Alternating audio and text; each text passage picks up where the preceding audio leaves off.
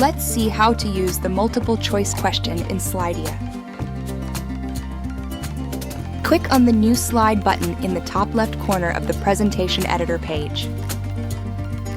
Choose the multiple choice slide type from the popular question types. Add your question in the question field in the right panel. Click on Add a longer description to add more content to describe your question or to give a hint for the question. Enter the answers in the options fields.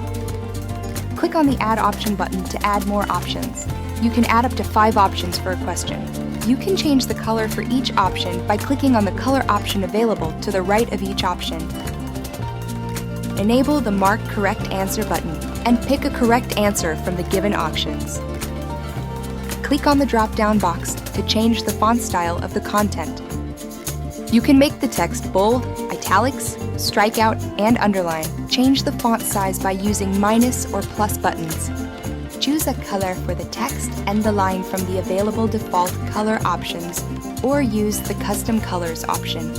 Change the background color of the slide by choosing from the available default color options or by using the custom colors. Click on Reset to Theme Defaults to remove all the custom effects and reset the slide back to original. In the right panel, click on the Design menu. In the Slide menu, you can change the visualization of your slide by choosing one from the available chart types.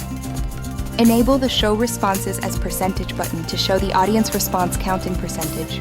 Click on the Upload Image icon to add an image. We have a collection of images and GIFs available under Image Library and GIFs menu. In the Upload menu, drag and drop or choose a file from your device to your slide. Your file should be in PNG, GIF, JPG, SVG format with a maximum file size of 15 megabytes. Change the layout of the uploaded image by choosing one from the available layout options. You can adjust the opacity of the image by dragging the slider. In the right panel, click on the Settings menu to change the settings for this particular slide. Toggle the Enable Voting button to allow or disallow participants voting on the question.